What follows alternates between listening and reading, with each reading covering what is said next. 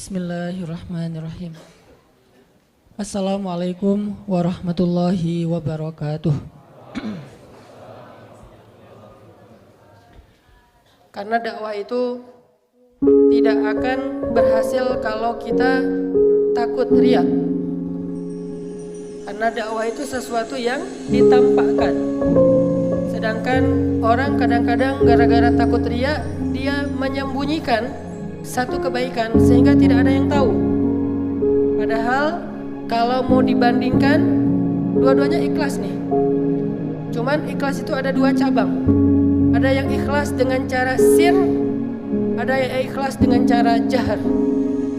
Ada yang ikhlas dengan cara menyembunyikan atau menutup-nutupi satu kebaikan sehingga tidak ada yang tahu.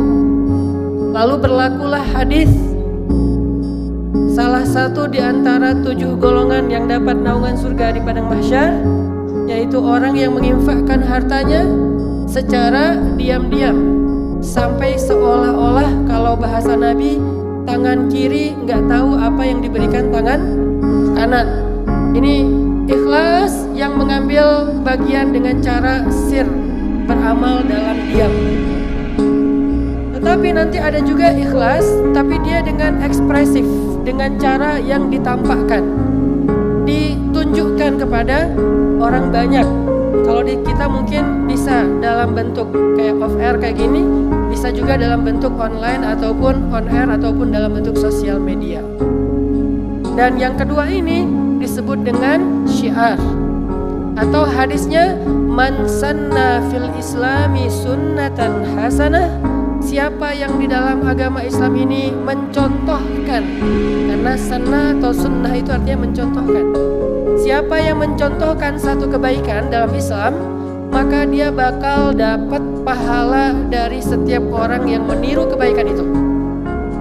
Pertanyaannya adalah, gimana caranya kita mencontohkan satu kebaikan kalau kita nggak pernah posting? Gimana caranya ngecontohin kebaikan kalau nggak story? Gimana caranya kita nyontohin kebaikan kalau nggak live streaming? Ini bahasa-bahasa sosmednya. Gimana cara nyontohin kebaikan kalau kita nggak tampil di depan orang agar kebaikan ini kemudian ditiru oleh orang lain? Itu tidak bisa terjadi. Dan disitulah ada muatan dakwahnya. Sehingga kita nggak bisa buru-buru menjudge ketika orang posting satu amal solih, lagi taklim, lagi sholat.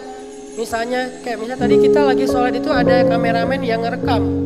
Kan suka ada yang nanya tuh di komen, itu kameramen gak ikut sholat gitu kan? Saya jarang jawab sih. Sekarang saya jawab nih.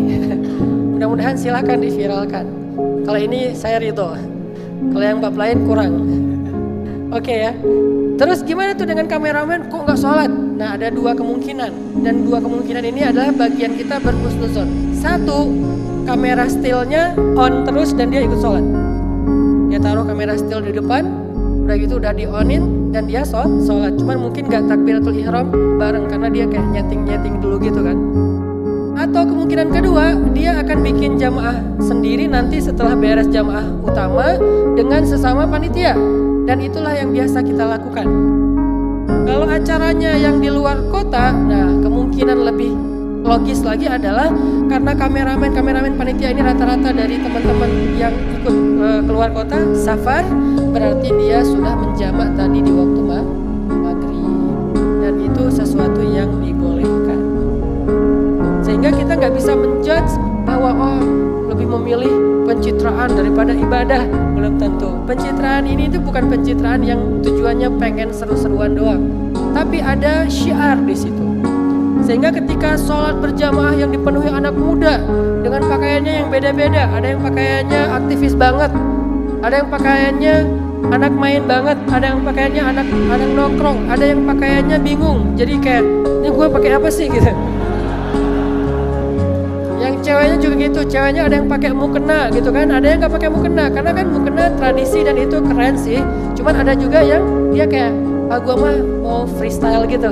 Jadi dia kayak nggak pakai mukena gitu, terus dia pakaiannya yang biasa aja gitu, selama longgar dan menutupi aurat. Kan jilbab juga banyak model kan, ada jilbab tornado, twister hijab. ke atas gitu, ada jilbab galau tarik dikit di sini nggak di tengah. Ini udah lurus belum sih? Ada jilbab yang apa kalau kata Ustadz Abdul Somad tuh jilbab sakaratul maut. Diikat di sini. Ya bebas lah. Saya kan orangnya punya hashtag no judgment, respect to other kan. Jadi nggak mau ngejudge. Semua ini tergantung menutup aurat dengan baik atau tidak. Intinya adalah itu syiar. Sehingga kayak misalnya saya sekarang kan di Pemuda Hijrah itu kita punya sebuah konsep dakwah. Sejak saya pulang dari Kairo dulu, di Kairo tuh salah satu wawasan yang saya tertarik itu adalah tentang harokah, tentang movement. Jadi kalau saya belajar sirah, itu angle sirah yang kita lihat itu angle programming. Jadi kayak social engineering gitu, kayak apa? Irsyadul mujtama kalau bahasa Arab, bahasa Inggrisnya social engineering. Jadi kayak memprogram sosial, namanya harokah atau movement. Ketika pulang dari Kairo, saya mencoba untuk nerapin sedikit ilmu wawasan tentang pergerakan saya dengan membentuk sebuah gerakan namanya Pemuda Hijrah. Pemuda Hijrah ini dia punya peran dakwah berbeda. Kalau yang selama ini terjadi itu orang membuat komunitas dakwah atau gerakan dakwah itu membuat sebuah lembaga atau sebuah yayasan. Saya melihat bahwa kalau saya bikin yayasan atau lembaga yang sifatnya lembaga pendidikan kayak pesantren, saya nggak akan sanggup mempesantrenkan orang Indonesia yang jumlahnya 200-an juta. Benar nggak sih?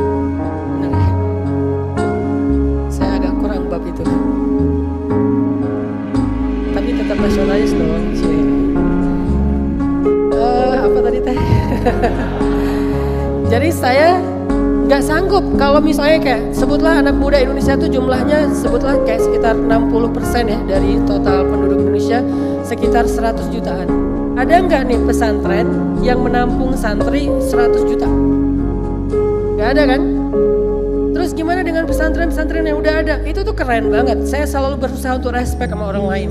Kalau menurut saya nih, pesantren-pesantren yang udah ada di Indonesia itu adalah lembaga kaderisasi calon ulama masa depan. Tapi nggak semua orang sanggup nyantri. Segede-gedenya pesantren, mungkin santrinya sekitar 10.000, 15.000 kayak di perjalanan sepanjang Jawa Tengah, Jawa Timur, Jawa Barat kan banyak tuh pesantren atau Banten juga kayak gitu.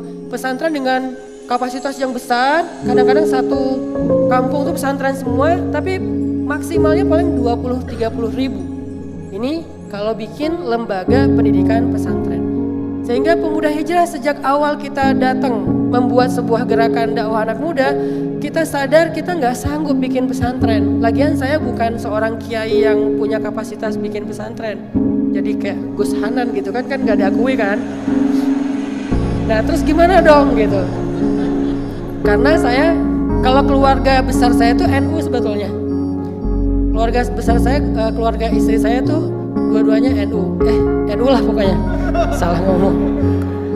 Gitulah pokoknya. Jadi NU, kita banyak keluarga kiai dari pondok-pondok termasuk Jawa Tengah. Kemudian saya Jawa Tengah dan Jawa Timur. Jangan tanya, terus Jawa Barat kapan Ustaz? Enggak, Jawa Tengah dan Jawa Timur. Nah dua-duanya keluarga pesantren alhamdulillah. Saya sadar dan saya tahu banget lah dunia pesantren. Ditambah lagi emang dari kecil saya dididik di pondok pesantren tahfiz Al-Quran. Cuman waktu itu mungkin masih bandel kali ya. Tapi di pondok lah, ngerasain kehidupan pondok, ngantri makan nasi pakai piring terbang gitu kan. Habis makan langsung terbang gitu. Terus jahilin temen dan segala macam lah. Apalagi beberapa kali pernah namanya kita di Aceh itu kan untuk ngedapatin daun-daunan itu kan gampang kan. Jadi ada teman makan Indomie dikasih daun-daun yang rahasia itu. Wah dibanyakin, habis makan teler. Usil-usilan anak pondok lah. Terus fatwanya, apa hukumnya? Halal kalau kita tahan. Kalau nggak tahan jadi haram. Allahu alam, ini mah terserah deh. Yang jelas intinya saya tahu nggak akan sanggup mempesantrenkan anak muda se-Indonesia. Sehingga kita mengambil peran dakwah Pemuda Hijrah itu bukan membuat pesantren, tetapi menebar pesan lewat tren. Namanya bukan bikin pesantren tapi nebar pesan lewat tren. Makanya kita namain pesan underscore tren pakai D. Salah satu tren yang kita coba kolaborasi sama teman-teman untuk kita jadikan sebagai materi dakwah anak muda se-Indonesia adalah hijrah. Hijrah memang udah ada ceritanya jauh sebelum ada kita, kayak ada cerita Bang Gito Rolis, kemudian ada cerita teman-teman hijrah yang lama-lama gitu kan. Tapi dia belum jadi semacam tren anak muda yang kayak masif banget gitu se-Indonesia pengen hijrah, bikin komunitas-komunitas dengan nama hijrah, bikin beberapa kegiatan-kegiatan event dengan nama hijrah, itu belum jadi tren. Sehingga kita pengen hijrah ini jangan cuman jadi cerita personal, tapi ini jadi sebuah tren se-Indonesia. Kita coba kumpulin tools membuat tren, baik itu di sosial media atau dengan cara-cara yang lain. Alhamdulillah hijrah menjadi tren. Kemudian kita coba di dalam perjalanan hijrah sebagai tren, kita masukin konten-konten tambahan. Di antaranya bisa nggak ya anak muda ini kayak seneng gitu untuk baca Quran. Kemudian ada muncul imam-imam muda, kita panggungin yang namanya Muzammil. Karena Muzammil kader pertama awalun di Pemuda Hijrah, panggungin Muzammil. Diangkat sisi ITB-nya sama mainnya. Suruh pakai baju flanel kotak-kotak sama celana jeans, pakai waktu itu masih pakai kupluk juga, perform. Alhamdulillah jadi berkembang, jadi tren, akhirnya muncullah The Bros itu ya. Dengan teman-teman yang kori-kori muda, kemudian para imam muda. Kalau dia nggak bisa ngimamin di masjid, minimal ngimamin pasangannya di rumah. Karena beda banget rasanya. Sholat tahajud kok sendiri ya. Terus yang ngaminin siapa? Ghairil maghdubi alaihim waladdallin. Amin. Kan beda. Waladdallin gak ada yang aminin. Waladdallin. Kalau ada yang aminin, lari. Tengah malam siapa gitu kan? Minimal jadi imam buat keluarganya. Kalau sholat tahajud berdua, yang jangan jauh-jauh dong. Kenapa? Kan cewek itu kan softnya paling bagus paling belakang kan. Tapi kan kita cuma berdua, nggak ada cowok yang lain. Oh iya, terus gimana? Deketin dikit. Kenapa emang? Soalnya kalau jauh hafalan aku suka lupa. Udah deket. Udah deket tetap lupa. Emang nggak hafal.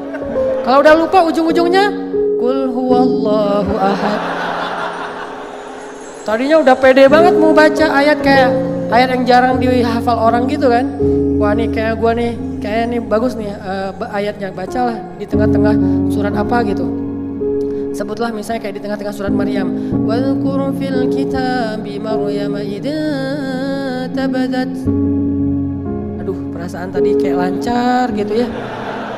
Pengalaman orang hafal Quran nih katanya nih, karena saya belum hafiz, kata orang-orang teman-teman penghafal Quran, kalau pengen nguji hafalan kita bagus apa enggak, lihat di dalam sholat.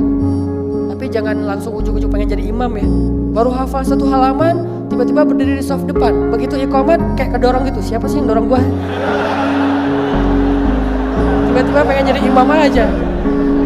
Ini bukan saya loh ya, saya kayak didorong-dorong gitu. Nah, jangan, tes sendiri aja. Karena kenapa? Kayak kalau di luar sholat kita baca hafalan kita tuh, itu ada sugesti kalau kita masih bisa salah buka Quran. Kalau di dalam sholat kan nggak mungkin kan, masa nyari-nyari Quran atau buka handphone cari aplikasi, aduh ini error lagi handphonenya, susah kan. Nah akhirnya kalau dia di dalam sholatnya udah lancar, biasanya hafalannya udah lancar. Fil kitabi Maryam idza tabadat. Tabadat apa ya? Udah 3 kali ngulang nggak beres-beres. Qul huwallahu ahad. Balik lagi ke Al-Ikhlas. Karena yang lain dia nggak ikhlas, ria gitu. Cuman itu doang yang ikhlas gitu. Siapa juga yang mau ria Al-Ikhlas? Gua baru hafal nih surat apa? Al-Ikhlas. Nah, itu mah biasa aja. Semua orang juga hafal. Walaupun keagungannya pasti